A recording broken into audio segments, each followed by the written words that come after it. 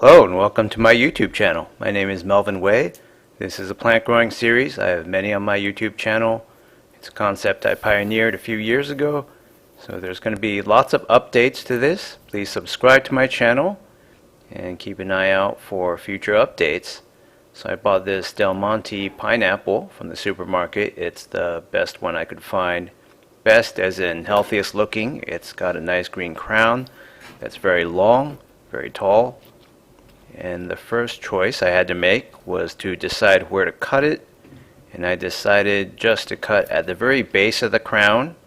So as the thumbnail of this video suggests, there's another crown that I cut, but that doesn't come until much later. And I cut that one at about an inch deep. So that's the cut right there. I can see already that I've severed lots of roots. I didn't know this because I've never actually bought a pineapple from a supermarket to eat. I've always ate canned pineapple or pineapple that other people cut. And from this crown, I can see that there are many severed roots. They don't go all the way around for some reason. Maybe it's just a random distribution. So one of the first questions or points of debate among people on the internet is how many leaves to peel off the bottom or whether to peel any at all. So I decided to follow one tutorial I watched, which is to peel away most of the foliage on the bottom, all those small little leaves.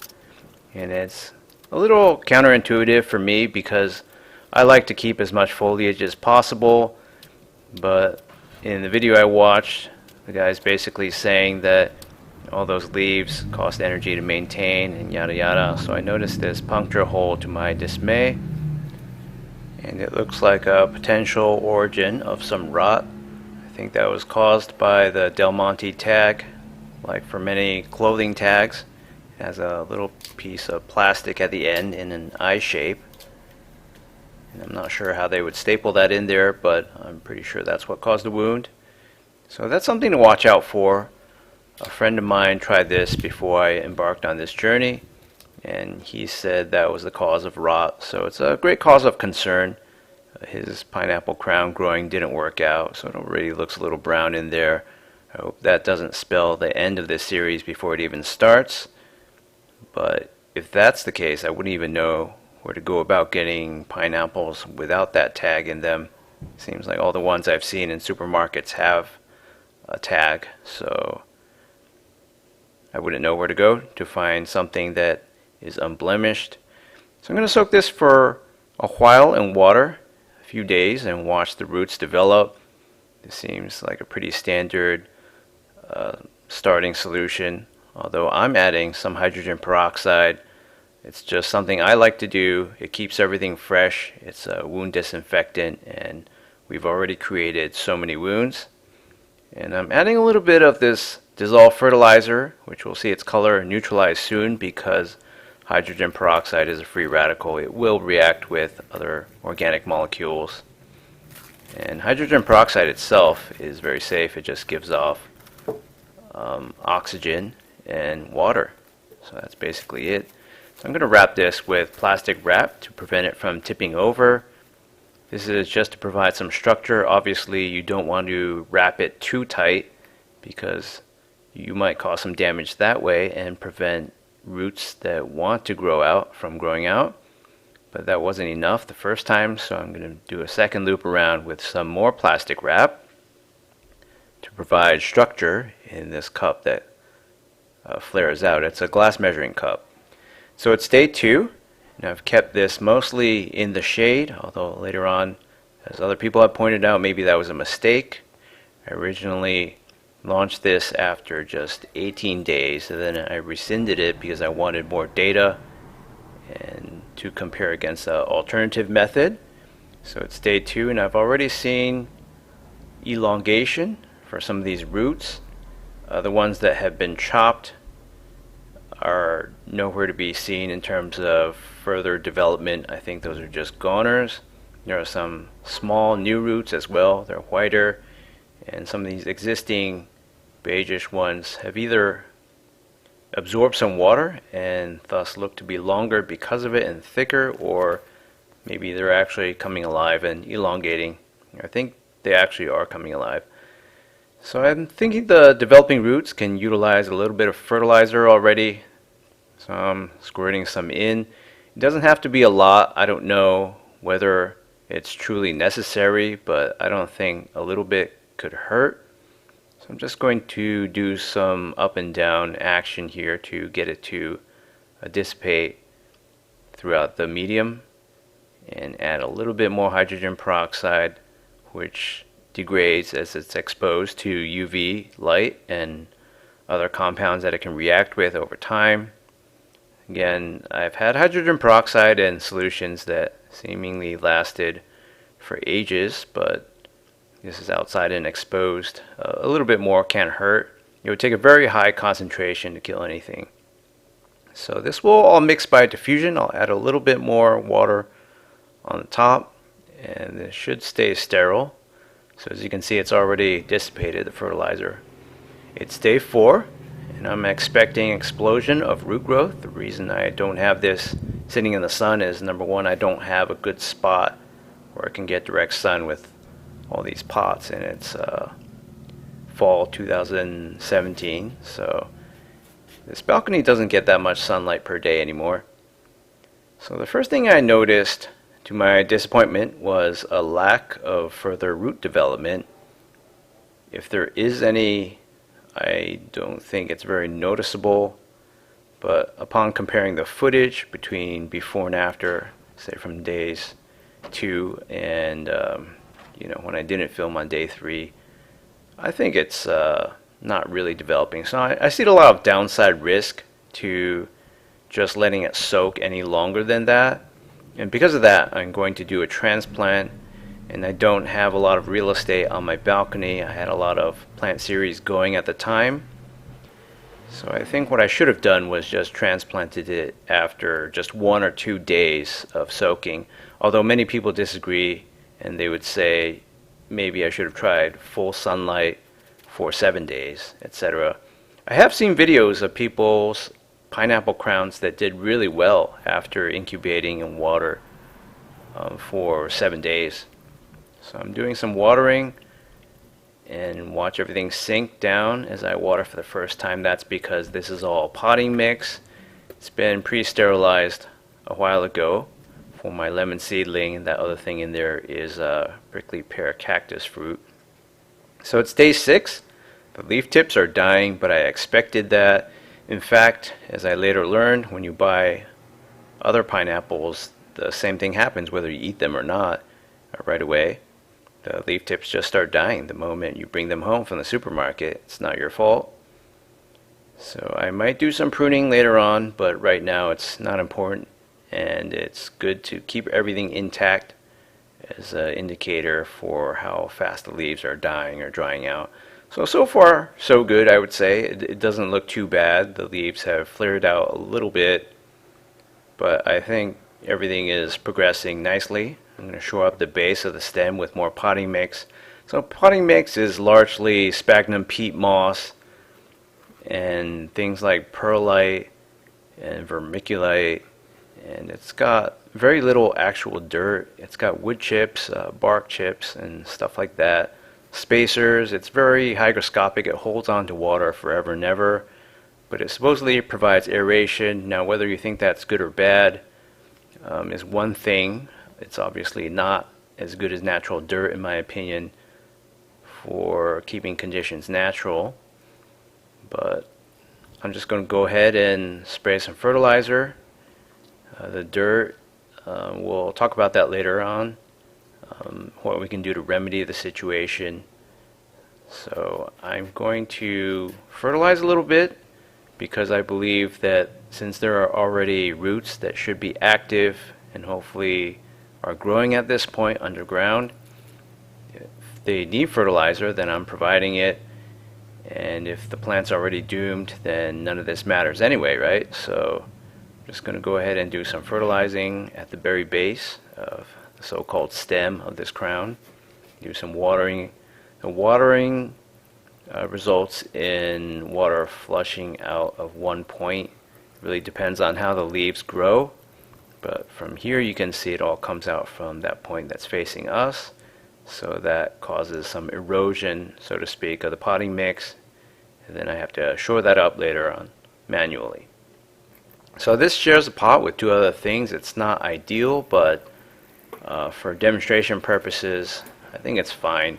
That lemon seedling is growing very, very slowly, and we're going to need even more space to try out a second crown later on.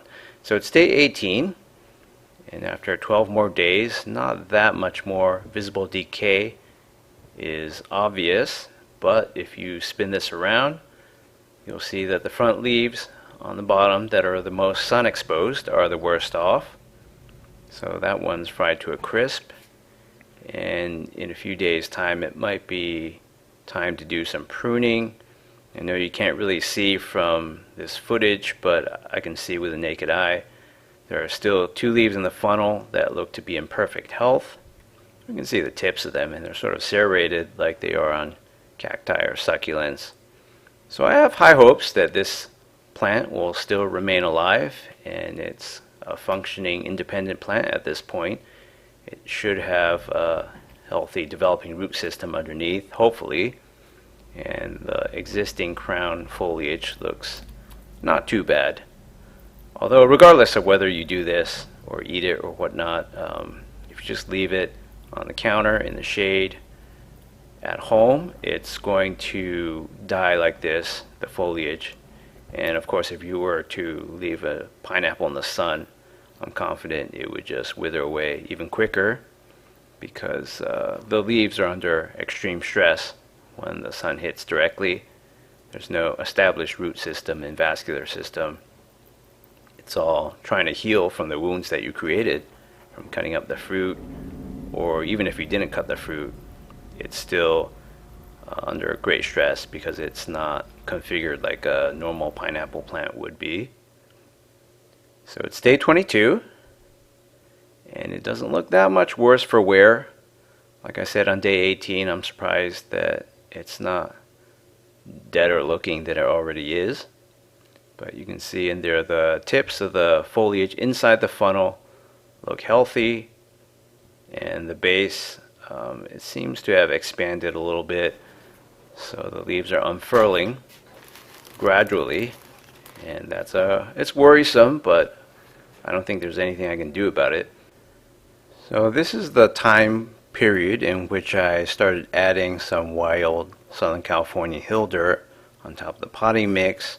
For most of my pots, I sterilized prior to growing things by baking in the oven or by steaming the potting mix, because commercial potting mix bags that you buy contain lots of nasty parasites and their eggs and larvae inside. So the moment you start watering, or even if you don't water, they'll start generating fungus gnats that will spawn. And if you're keeping the bag of potting mix indoors, they'll start flying around, and you'll be wondering where all these pests are coming from. And outdoors, you'll see spider mites and all these nasties parasitizing your plants. So I'm doing this watering, and it's not ideal to have 3 plants with different watering needs, although the cactus fruit, technically it's not a plant yet.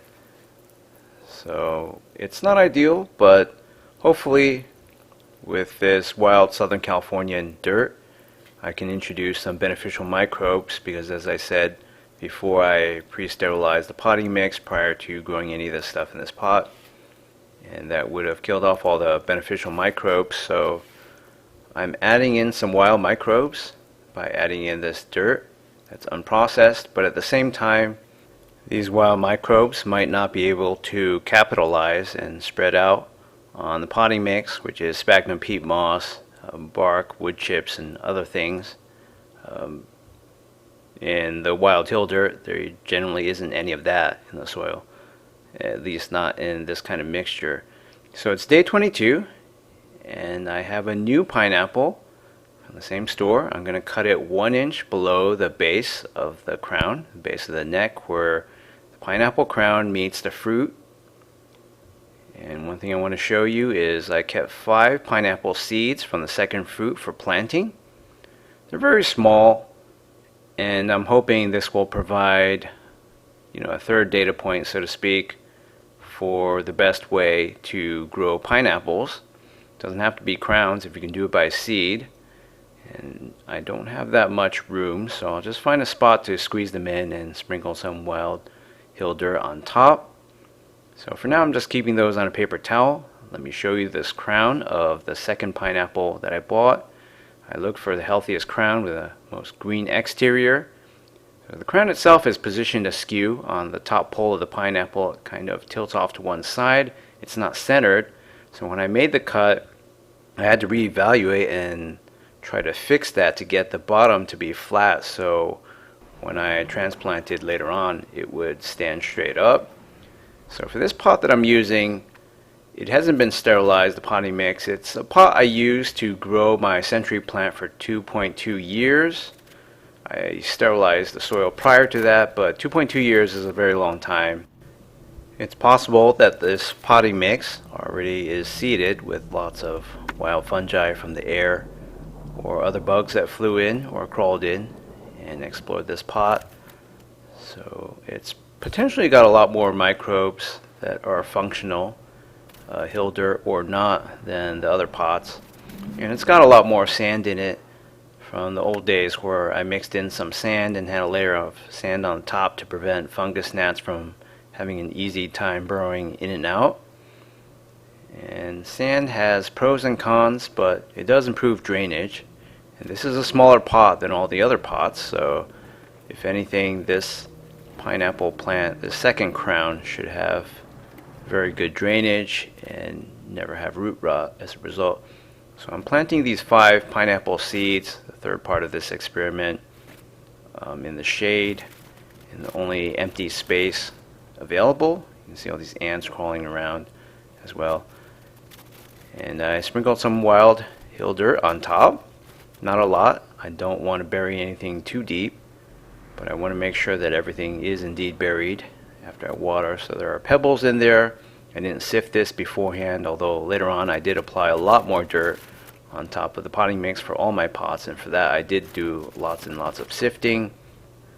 Sifting removes all the pebbles and makes your job easier, but at the same time that creates a lot of dust. So I'm watering everything down, and after that congeals, the seeds shouldn't dry out too quickly. It's day 26 for the first crown, day 4 for the second crown. I'm shocked at how ratty those bottom leaves look. I thought by cutting off the top inch of fruit flesh along with this crown and preserving all the roots that are inside, it would look a lot better, but it doesn't. It's just the opposite. The bottom looks ratty. The whole thing looks a lot rattier than the first crown did after 4 days. So after all this time, this first crown still looks pretty good. I've pruned it back a little bit, all the dead parts, and there hasn't been that much more dying back of the leaves since then. There are some blemishes that were always there, and those are just wounds that were created during the handling and shipping and got exacerbated over time. So it's day 33 for this first crown, day 11 for the second crown. And one thing I noticed when I applied more soil on later was that I got a lot of wild dirt into the funnel between the leaves, and that required a lot of washing to get out. So overall, I haven't really seen any signs of root rot here. I hope the root system is doing well. And it took me this long to figure out to use a mirror to reflect sunlight onto the dark core for filming. So instead of just taking my word for it, you could see how well this first crown is progressing. The leaves inside have no dead zones. I think these are all new ones. The ones that have the dead tips were existing leaves from when I bought it from the supermarket. So this is exactly the kind of promising progress that I was looking forward to for the first crown. But upon inspection, the second crown seems to have died completely in its core of the funnel. I don't see any new growth. Maybe there is something really deep down there that's nascent.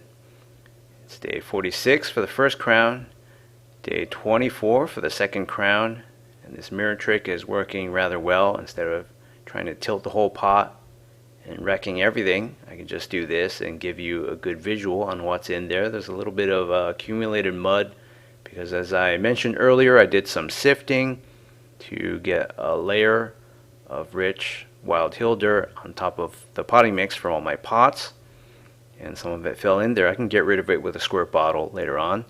The bottom of the second crown looks pretty disgusting. All those little leaves are dead, so there's really no argument for not peeling those away. And not only that, there's mold everywhere, so that is probably from the fruit flesh inside the rind, if you can call it that, of the pineapple, because I cut off 1 inch below the base of the crown. So to address the question posed by the thumbnail and the topic of this experiment, is it better to cut at the base of the crown and try to grow some roots hydroponically before transplanting, or is it better to just cut 1 inch into the fruit? I would say so far the answer is definitely to do what I did with the first crown, not with the second crown. Don't cut 1 inch into the fruit because you're wasting a lot of pineapple flesh right there that you could eat. And also, look at the results. This looks terrible. I don't see any signs of life inside the crown's funnel. So those are leaves that I believe should have done the best, but they're apparently doing the worst. Overall, I would say from this experiment, it seems like the bigger, more established leaves in the middle, the longest ones, do the best, and the rest just are very vulnerable. So it's day 67 for the first crown, day 45 for the second. I'm doing some fertilization. If you watched my other plant series, I do this a lot, or at least I did in 2016 and 2017. So I'm crushing up some multivitamins, not for the vitamins themselves, but to provide the calcium carbonate that's in the pills and all the trace minerals and metals that plants need, just like animals, and that I'm not sure the potting mix alone can provide for. So I'm also sprinkling in some powdered fertilizer. Getting sort of impatient by the lack of progress, so I'm just going to do some watering and get that in there, not too much watering, and hopefully this will spur some new growth, although winter just started in late 2017, so I don't expect growth to be that robust. So finally, it's day 88. We're nearing the end of this first episode, and the first crown doesn't look too bad. I could do some pruning. I haven't gotten around to doing that for many weeks. The base of the crown still looks nice. We're nearing the end of this first episode, and there's still no signs of germination from those 5 seeds that I planted. It's winter. These plants are receiving very little sunlight per day on this balcony, but at least this first crown is on its way to becoming a functional adult, so to speak. And this second crown just looks terrible. So to answer the question, I would not recommend doing this, cutting off 1 inch and preserving the roots inside and just planting the whole thing. It looks like a recipe for disaster. I saw a video that promoted this kind of growing method. I know this is just a one-off and it's not statistically significant. The conditions are a little different, but the drainage should have been excellent in the smaller pot for the second crown compared to the first. And here we are. It looks terrible. It looks like almost the entire thing needs to be pruned away, and there was that huge episode with the mold. So I think the second crown is a goner. I think there is a certain appeal to trying the lazy method and just chopping off 1 inch with the fruit and planting it, but as I've shown, it clearly doesn't work. I could try that many times, but buying lots and lots of pineapples would be expensive to test. If somebody wants to do that and has the time and energy, then by all means go ahead, but I would say I wouldn't recommend this method. It looks to be dead. So please stay tuned to my YouTube channel for further updates. And I think we've established the best method is to cut at the base of the crown and just plant it after some hydroponic growth. Thanks for watching, and please stay tuned.